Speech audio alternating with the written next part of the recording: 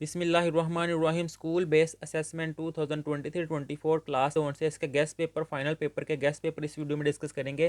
یہ اس کا حصہ دوئم انشائی سوالات یعنی کہ جو ان سے امپورٹنٹ کوسچن ہے وہ ڈسکس کریں گے۔ اس کی آبجیکٹیو جو ان سے اس کی ویڈیو کا لنک آپ کو نیچے ڈسکرپشن میں مل جائے گا۔ اس کے امپورٹنٹ سوالوں میں جو سا سوال نمبر فرسٹ والا ہے درج ذیل اشعار کی تشریح کرے کہ یہ ایک شعر دیا گیا ہوا ہے، دو شعر دیے ہوئے ہیں، ان کی تشریح کرنی ہے۔ نور اس کا سب سے پہلے پیدا کیا خدا نے، بزم جہاں میں لیکن آخر میں سب سے آیا۔ ہر مور پر جلائی شمع ہدایت اس نے، جو رستہ تھا سیدھا ایک کو بتایا۔ اس کی جون سی تشریح ہے، اگر آپ کے پاس ہے تو آپ وہ کر سکتے ہیں، نہیں تو اس کا آنسر جون سے وہ آپ کے سامنے لکھا ہوا ہے یہ والا۔ یہ تھے اس کے مشہور اشعار۔ اب اور مشہور اشعار یہ ہیں: ہمیشہ مل کر رہنے کے نتیجے نیک ہوتے ہیں، وہی کچھ لطف ہوتا ہے جہاں دل ایک ہوتے ہیں، یہی ایکا تو رستہ کامیابی کا دکھاتا ہے، یہی ایکا تو ہر مشکل میں اپنے کام آتا ہے۔ اس کی تشریح جون سی ہے یہ شعر نمبر 1 کی اور یہ ہے شعر نمبر 2 کی۔ اگر آپ نے بک سے کی ہوئی ہے تو آپ وہاں سے کر سکتے ہیں۔ یہ تھی امپورٹنٹ اس کے اشعار۔ اب اس سے نیکسٹ جون سے ہے استاد کا احترام کے عنوان پر مضمون تحریر کرنا ہے۔ یہ امپورٹنٹ ہے مضمون۔ اس کا جواب یہاں سے لے کر یہاں تک ہے، اگر آپ نے بک سے کیا تو آپ وہاں سے کر سکتے ہیں۔ ایک اور مضمون جون سے ہے وہ امپورٹنٹ ہے، صبح کی سیر۔ اس کا آنسر جون سا ہے سیر جون سا مضمون یہ لکھا گیا ہوا ہے۔ اب اس سے نیکسٹ جون سا ہے خوشامد بری بلا ہے کے عنوان کے تحت سبق آموز کہانی تحریر کرنی ہے، کہانی لکھنی ہے جس کا عنوان ہے خوشامد بری بلا ہے، تو یہ ہے اس کا آنسر۔ اب اس سے نیکسٹ ایک اور کہانی ہے نا اتفاقی کا انجام۔ اس موضوع پر جون سی کہانی لکھنی ہے۔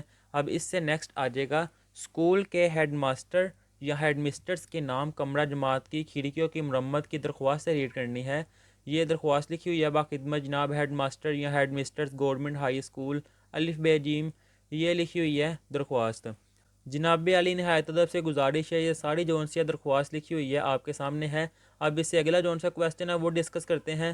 یہ ہے نثر پارہ کو پڑھے اور اس کا خلاصہ بھی سنائیں، یعنی کہ آپ کو نا ایک پیراگراف دیا جائے گا، آپ نے اس کو پڑھنا ہے، اس کو دھیان سے آپ نے غور سے پڑھنا ہے، پھر اس کا آپ نے خلاصہ لکھنا اس لحاظ سے۔ مثال کے طور پر میں آپ کو ایک آئیڈیا دیتا ہوں کہ یہاں سے لے کر یہاں تک ایک نثر پارہ آپ کو دیا جائے گا، آپ نے اس کو پڑھنا ہے، پھر اس لحاظ سے اس کا خلاصہ جون سا ہے۔ مثال کے طور پر یہاں سے لے کر یہاں تک یہ اس کا خلاصہ لکھا گیا ہے، اتنا سا آپ نے ایسے کہ اس کا جواب لکھنا ہے۔